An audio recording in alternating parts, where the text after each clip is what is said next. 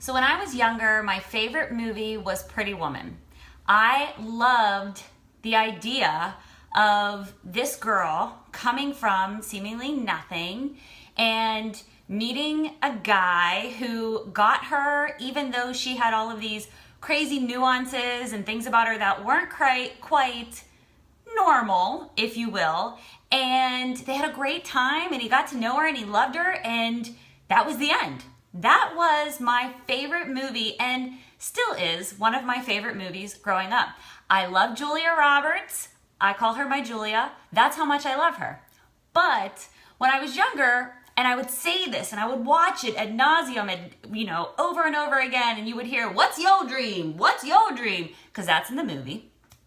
From Any Given Room, because I was watching Pretty Woman. My brother came in one day, and my older brother's very smart and he's very funny. And he sat down and he said to me, "So this is truthfully one of your favorite movies?" And I said, "Pretty Woman?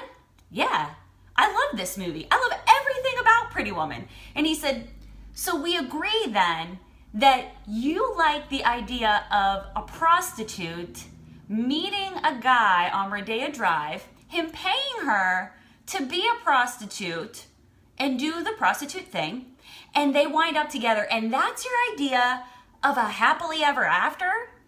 Well, several years later, I still laugh about this because it's still funny to me and it is still true. Yes, my favorite fairy tale is Pretty Woman and Julia Roberts, who happens to be a prostitute, I mean, whatever.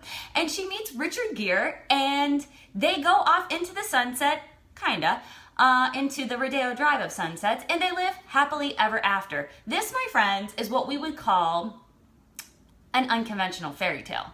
It's a fairy tale. It's a little bit of a quirky fairy tale, but it's a fairy tale nonetheless. So today I want to talk to you about why your happily ever after requires work, and sometimes why your fairy tale is going to have to be unconventional. And in that, I want to talk about 3 things I think you need to consider with what now of your infertility and how to adjust your fairy tale and why it can still be a fairy tale, but it might be unconventional. So for those that don't know me, my name is Shannon Wooten. I am a lifestyle infertility coach. I help women struggling with symptoms related to infertility who feel like aliens in their body, looking for an answer to the what now. So today, as I said, no matter what, your happily ever after, it's gonna require work. No matter what it is, if you get what you want in life, it's still gonna require work. So today I wanna talk about, again, 3 things I think you need to consider with the what now of your infertility and how to adjust your fairy tale. So the first thing I wanna talk about is, what does your fairy tale life look like? So if you could design your life perfectly, how would it look? Would you make $1 million? Would you have your perfect ideal job? Would you live on an island? Would you still have the husband or slash wife, 2.5 kids, cat, dog, house, white picket fence, the whole 9?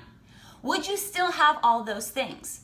When you're going through infertility, the one thing that stands out to you the most is potentially the thing that you cannot achieve easily and you want so badly. But something that I urge you to consider is, in life, when we have an idea about something that we want and we want it really badly, sometimes the fact that we can't have it, it eludes us, that makes us want it so much more. I mean, think about it. Anytime anybody has come to you and said, "Well, you can't do that," or "You can't have this," and then suddenly, for some reason, whatever it is, you're like, "Well, hell, I'm gonna do that. I'm gonna get that. I am going to achieve this." But with infertility, unfortunately, it doesn't work that way. If you are taking alternative methods, that's one thing. But if you find out that you're infertile and you find out that you or your partner are the reason why you can't have that ideal fairy tale, I urge you to take a step back and think about, what does your ideal life, what does your fairy tale life look like? What is your happily ever after? If you could design your life, how would it look? If somebody said to you, "Yes, in your fairy tale you can have kids, but you can have all these other things too," would you still want that? Sometimes, again, like I said, when it comes to thinking about the things that we can't have, we pine after them, and it makes us want them even more. So that's number one. Number two is, are you happy in your life? Generally speaking, are you happy in your life now? What makes your life great? So again, when it comes to infertility or instances in our life where we're feeling slighted or we feel like something happened to us and we feel like justified in our anger for that, we overlook the things about our life that have always been great. We overlook the things in our life that are freaking awesome and badass. Like, look at Pretty Woman. Like I said in my example, she was a prostitute. I mean, whatever. But she had friends. And it's not saying that was her best life, but she was kind of living it. She was doing it. So if you have an instance in your life like infertility, which is unfortunate, and it really is, and as I've said before, and I will say it again, it will make you feel disappointed because someone is saying to you, this may not work out the way that you thought it would. Take a step back. Take a step way back before you sit and say to yourself, I can't have that. This is my ideal, and I can't have that, and now I'm upset with my whole life. And think about maybe all the things in your life that you have that are already great. All the reasons why your life is already great. And maybe all the potential reasons why it could still be great. So that's number two. Number three is, if you're in a situation where you have something that eludes you, like infertility, and you are facing the fact that, hey, this may not work out for you this way. It may not be that you will ever physically carry a child.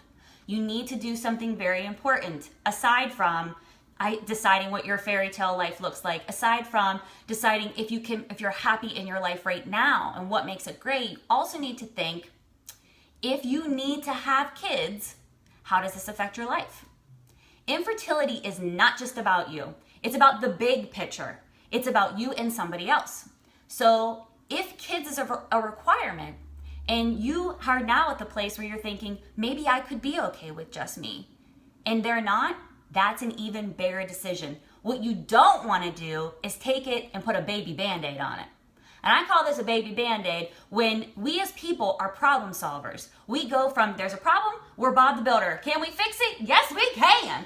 Instead of taking a pause, taking a step back, it's so sunny today, taking a step back and saying to ourselves, what do I really need?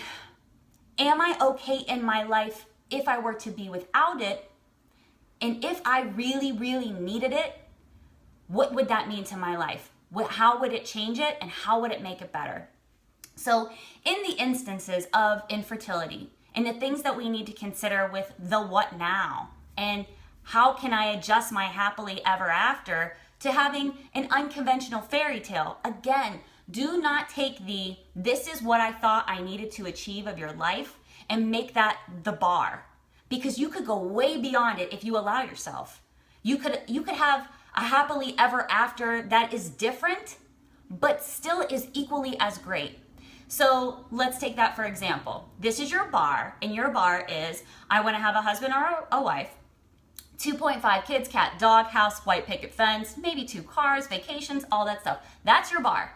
That is your bar. Guess what? That requires work. That still requires work.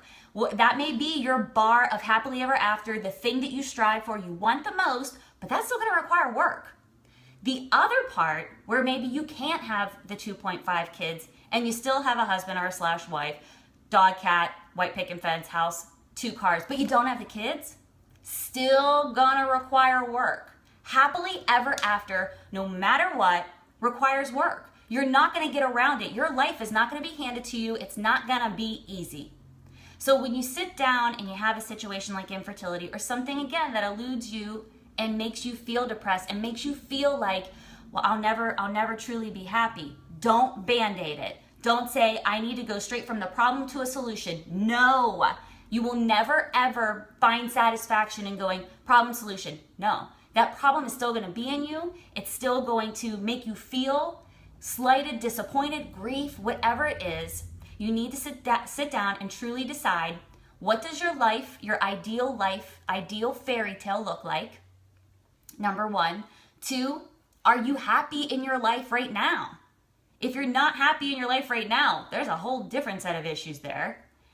No baby Band-Aid's gonna fix that. It's just not. I love you, but it's not.